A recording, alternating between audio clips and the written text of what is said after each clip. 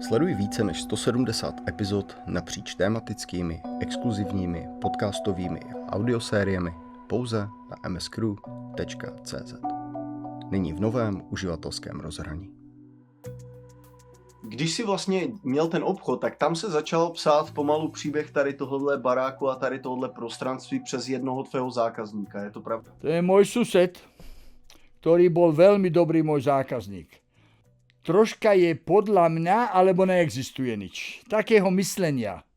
To sú takí ľudia, on je fantastický človek, veľmi šikovný, veľmi talentovaný, len strašný introvert. A on prišiel ke mne do obchodu a jeho fľaše, ktoré keď si ty kúpiš novú fľašu, má nálepku, že mala vizuálnu prehliadku raz za rok a hydrostatickú prehliadku raz za 5 rokov. To sa napustí z vodu pod obrovským tlakom a prístroje merajú, koľko sa tá fľaša roztiahne a stiahne. Keď sa neroztiahne a nestiahne do tých rozmerov, ktoré udala nejaké laboratória, niekde vláda, tak tú fľašu vyradia. No a on došiel s jeho fľašami a nemali tie razítka. Tak ja mu hovorím, ja nemôžem naplniť tie fľaše. To ste si vy vymysleli. Vieš, typický tvrdý chlapák, vietnamský veterán, nechcem s tým nič mať, ja nechcem s vami nič mať a už sem nikdy neprídem. Prešlo pol roka, doniesol všetky fľaše, všetky mali čísla vytlačené, všetko sme mu naplnili a stali sme sa kamarádi. No a prišiel jedenkrát a hovorí mi, či si chcem streliť jelena. Lebo sme sa rozprávali o polovke, ja chodím na Slovensko polovať, hovorí, streliť jelena, hovorí, samozrejme. A hovorí, dojde ke mne a strel si jelena. Ja hovorím, super. Prešiel čas, prišla sezóna, ja mu volám, počúvaj, chcel by som si streliť toho jelena, a ako sa k tebe dostanem?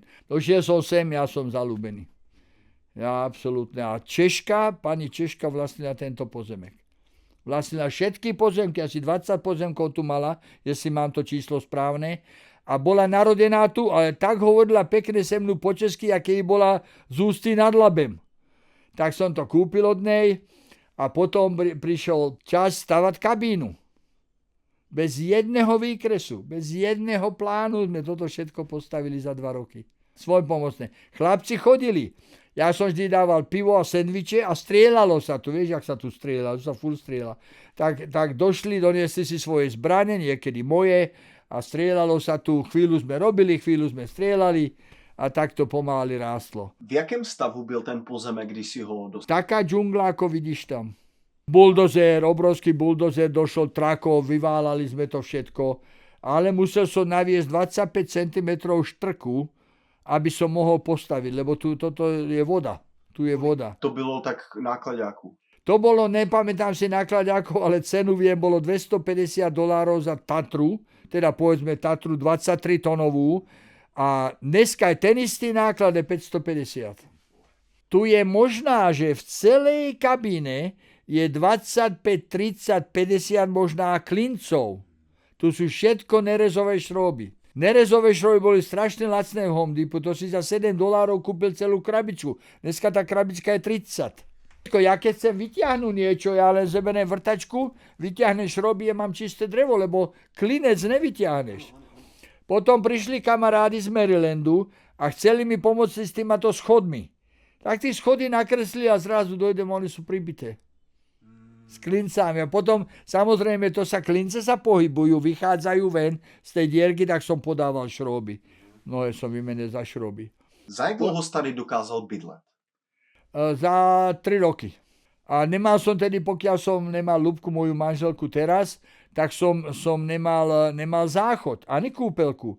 Sprcha vonku, záchod chemický, latrína.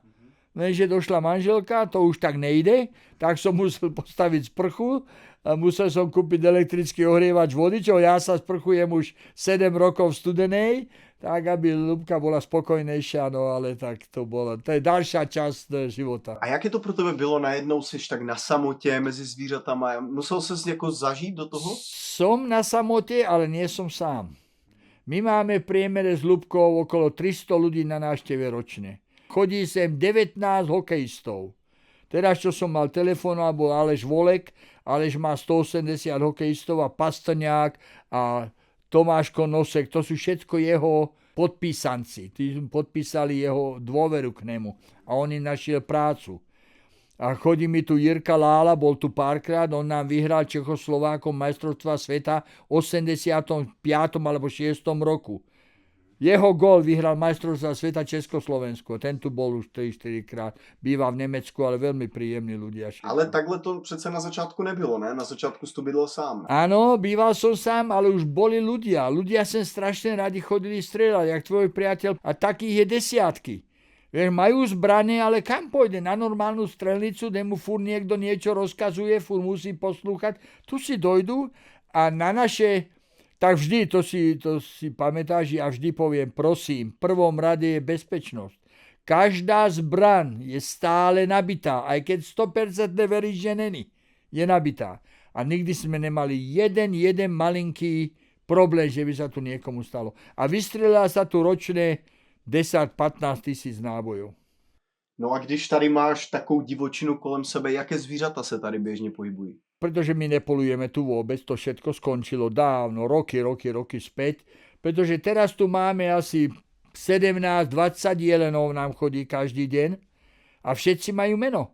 Becky, Rudy, Freddy. No zastrel Freddyho a sprav si guláš. To nemôžeš, Freddy je náš kamarát, Jeremy z ruky. Mor krúty máme, panterov sme z Ľubku videli možná 20.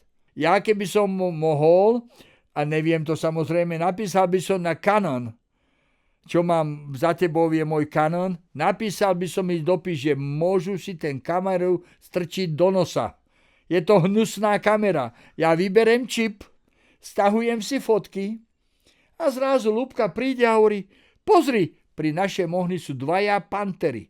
Krásny, veľké kočky. A kúkajú na nás ako, kto sme. A ja samozrejme, čo spravím? Behnem donútra, a 20-30 záberov, koľko ich bolo, si už nepamätám, ja nemám ten čip v tej kamere. Tak sadneme rýchlo do auta, lebo vidím, kade idú, dobehneme ich, jak je naša tá zátačka, jak tá prvá zátačka pri tom banánovom strome, tak ja ich ešte odfotím, ale už len zozadu, nič také. A to bol životný záber. Mám krásnych panterov nafotených, medvedov je tu 4,5 tisíca medvedov, sa nachádza v týchto parkoch. Sú tady krokodíly? Sú tu krokodílov je len 1000, aligátorov je 1,5 milióna. Aligátorov tu máme, tu keď ideš, tu je. Teraz asi pred 2 rokmi štát nalepil, tu je tá hlavná brána, čo vede do parku. Tak tam dali cedulu. Peši len. Nemôžeš tam ísť ani na štvorkolke, ani na bicykli môžeš ísť. Žiadne vozidlo, žiadne. Tak tam, keď ideme s Ľubkou peši, sú dny, že sme videli 10, 12, 4-metrových aligátorov. Krásnych aligátorov. My osobne rešpektujeme všetko. My sa nebojíme, ale rešpektujeme. Máme tu kšestíšov, máme tu Voda Markesen, Copperhead sa volá ten sneh, máme tu hodne rysov, hodne rakúnov, hodne apasum, tých tu máme hodne. A najkrajší zážitek, čo týka aligátorov, sme mali našim priateľom Jardom Bednážom, čo je ďalší hokejista. Išli sme do parku a na jednom jazere sme napočítali 80 aligátorov. Jeden vedľa druhého. To bol krásny jeden zážitek. Potom jelenov samozrejme je tu hodne, vtáctva všelijakého. Máte tady ty krajty, ty python? Nie, to sú zatiaľ ešte není. To je Miami. Ako oni majú radšej vodu, kde je hodné tej trávy, ako kde ten palah rastie a tak není tu. Hoci náš sused jeden zabil jedného tu, ale to je asi 4-5 rokov späť. A nevedomky zabil toho hada, lebo je to invazívny tvor, tá koža sa predáva za $5,000. Keď ideš na Everglades, morské výrobky festival, tak tam vidíš, jak to predávajú tí chlapi, čo majú povolenia to loviť. A loví sa to tak, že dajú na samicu GPS. A ona chodí a samci ju hľadajú a tak vedia, kde je. Tak sa to loví. Protože ono to má strašně hodně vajíček a potom se to rozhrůstá, nemá to predátora. Priemerná samička má 70 vajíček na jeden vrch. A nemajú prirodzeného nepriateľa, len keď sú malí. Keď sú veľkí už nemajú. Právě, a to je ten problém, no, že to je invazivní druh. A když tady občas jdeš, vidíš tu třeba i ty jako ty iguany a tady toto, nebo ne? Iguana tu není tiež. Ideme na loď, ideme na Key Waden, čo je ten najdlhší ostrov v štáte Florida. Vidíš leguánov stále. Ale tu nie. A když vidíš medvěda, jak se k tobě to zvíře chová? Medveda máme také zážitky, čo sú skutočne pre National Geographic časopis. Ľubka tu sedí a hovorí, medvedy sú na balkóne. Ľubka otvorí dvere, tu stoja medvedy na rohu našeho balkóna. Ľubka zoberie telefón a odfotí si, mama je dole a toto sú macovie tak dvojročí. Vyškrábali sa hore a chodili mi kradnúť kukuricu. Stalo sa mi, že medved išiel proti mne, tak jediné, čo viem z vedomostí z YouTube, že dvihnem ruky a kričím na neho, čo chceš ode mňa, čo chceš ode mňa? A on zabrzdí a uteče preč. Vieš? No ale najkrajší zážitek, to sa už nikdy nestane a dúfam, že sa to nikdy ani nikomu nestane. Ja stojím dole pod kabínou a skladám také malé elektrické veci, nejaký vypínač, alebo čo som to robil, čo ja presne nepamätám. Ja pozriem takto dole, hlavu dám dole a tu je medvedia hlava. 10 cm ode mňa je maco, možná 250 kilový. Ja som bol tak ticho a on na tých veľkých šlapkách nerobí žiadny zvuk. My sme sa zrazu obidvaja zlakli. Ten medved odskočil meter a ja 2 metre dozadu. Ja som odskočil, obehol som rýchlo kabínu, hore, nemal som telefoniť. Drapnem kameru a spravil som, on išiel k susedovi a ja za ním, takých 15 metrov za ním. A teraz, aby som upútal, tak pískam, čo robíš, Macko, otoč sa, keď vieš, rozprávam mu, ignoruje ma. A ja si ho fotím. Až dojdem k susedovému jazeru a tam zašol do lesa. Ani raz sa neotočil na mňa. Už jsem si myslel, že řekneš, že se otočil, rozeběhnul a teda. Nie. On je totiž baribal.